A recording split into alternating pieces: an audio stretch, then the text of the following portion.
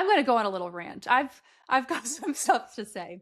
So this is probably one of the most frustrating things about this whole situation.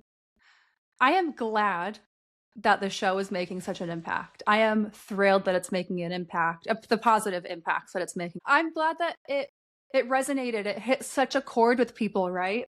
I'm so glad that something might be done about it finally. So I'll just start there. Okay. But it makes me so upset and so mad to the point that, like, when Jack and I were talking about it the other day, I almost wanted to cry. And you know me, I'm not a crier, but it's like a cry of rage. It's probably a big part of that rage that lies beneath, like we discussed, that feminine rage. Girls and women have been saying this for years, for decades, for centuries, that we are the victims of male entitlement and male violence. It's been in the news. It's been on social media. It's out there. It's not covered enough as it should be, right? And it's not covered as often as it happens. But we've been shouting from the rooftops. A woman is killed in the UK every 3 days on average.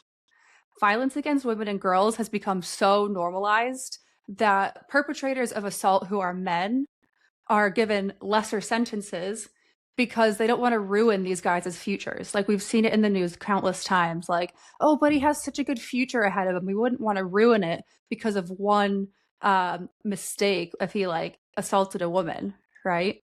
There are currently suggestions floating around that we should use, in quotes, brain dead women to grow and deliver babies. It's floating around. There is so much entitlement to our bodies that literal corpses have more rights than living women.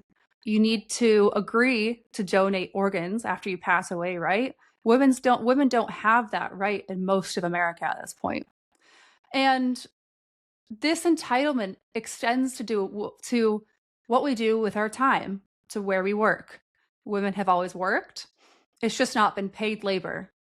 Our entrance into the workforce that allows us to gain capital has become so threatening to men that they see this as an actual reason for men's resentment, for their harassment, and making actual laws that make it more difficult to enact our own agencies as human beings rather than objects to be consumed one way or another.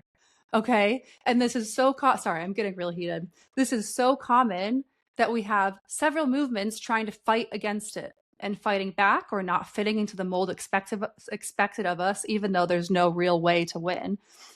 Taking up any space, just existing in personhood, entitles men to violence in this system. And all of this happens. Women have been shouting from the rooftop for ages, like I said, decades, centuries. People didn't care before it was sensationalized until it was from the perspective of the boy, the dad, the man cop. And this is why we're so damn pissed off. This is why I'm pissed off. So not only is every single thing we do monitored and judged, not only are we expected to be objects that provide children, pleasure, unpaid labor purely because we're women, we're pissed off because when we speak out about how horrible this is and the violence, no one listens. So this is not an emerging and growing problem, Keir Starmer. It is there, it's been there, and it's been there to address.